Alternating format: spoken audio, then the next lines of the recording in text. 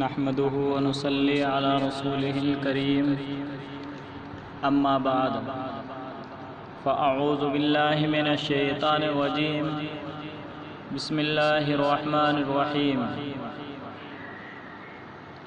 كتب عليكم الصيام كما كتب على الذين من قبلكم لعلكم تتقون تم پر روزے فرض کیے گئے جیسا کہ تم سے پہلے لوگوں پر فرض کیے گئے، لعلکم تتقون، شاید کہ تم متقی اور پرہیزگار بن جاؤ۔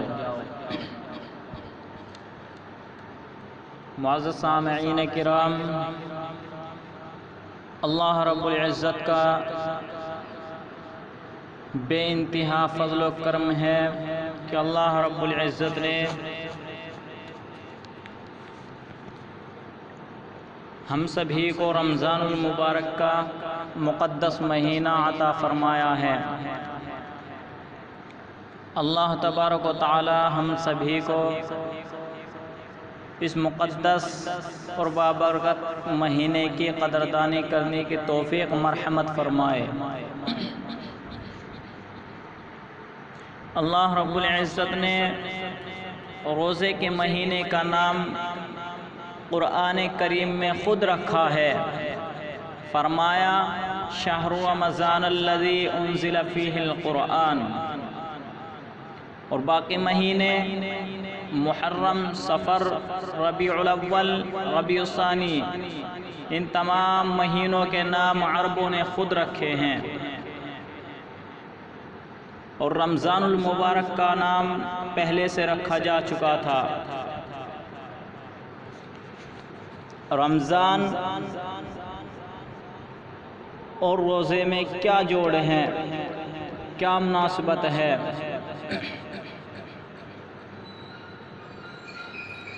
رمضان کے معنی ہے جل جانے کے، اور اس کو روزے کے ساتھ کیا مناسبت ہے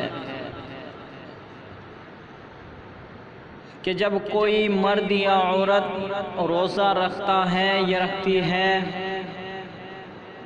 تو پچھلے 330 دن کے گناہ آج روزہ رکھا، بھٹی تیار ہو گئی، گناہ ڈال کر جلاؤ، دوسرے دن گناہ ڈالو جلاؤ، تیسرے دن اور گناہ ڈالو جلاؤ، اور 30ویں دن اللہ تبارک و تعالی تمام گناہوں کو جلا کر پاک صاف کر کے ایمان والے بندے اور بندی کو کہتا ہے جاؤ بخشے بخشائے چلے جاؤ، میں نے تم سب کو معاف کر دیا۔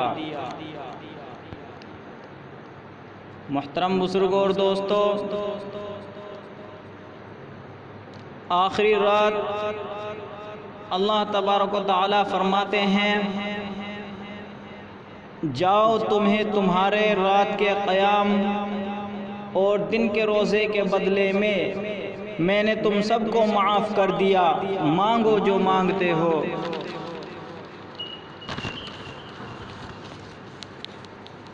اللہ رب العزت نے میرے محترم بزرگوں اور دوستو اسی مہینے میں، اسی مقدس مہینے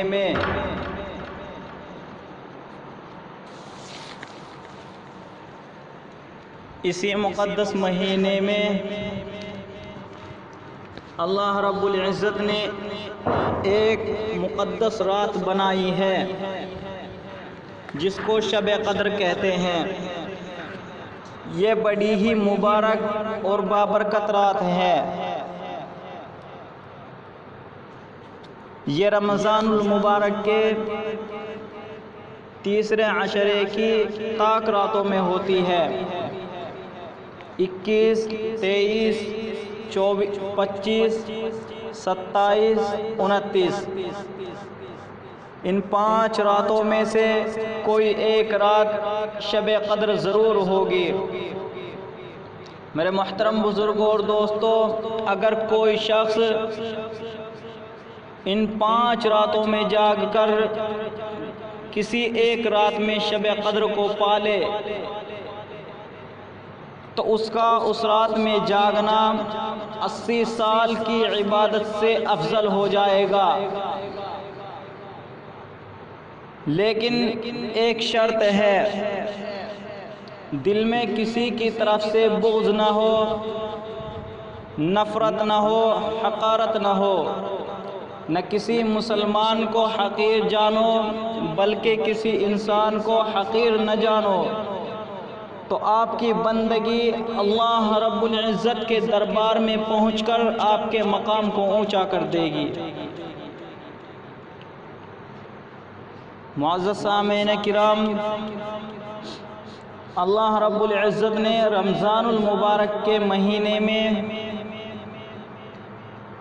ایک نماز کا اضافہ کیا، وہ نماز ہے نماز تراویح۔ نماز تراویح چونکہ مشکل ہوتی ہے تو اللہ رب العزت نے اسی لیے اس کا اجر بھی بڑھا دیا ہے۔ میرے نبی نے خوشخبری سنائی کہ تراویح کے ہر سجدے پر 1500 نیکی، ہر سجدے پر 1500 نیکی۔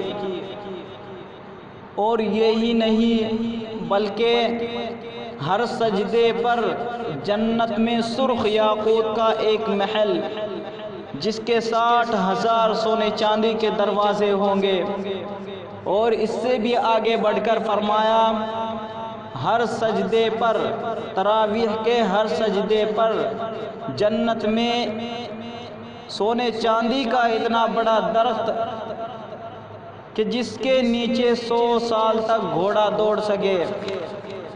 میرے محترم بزرگوں اور دوستو،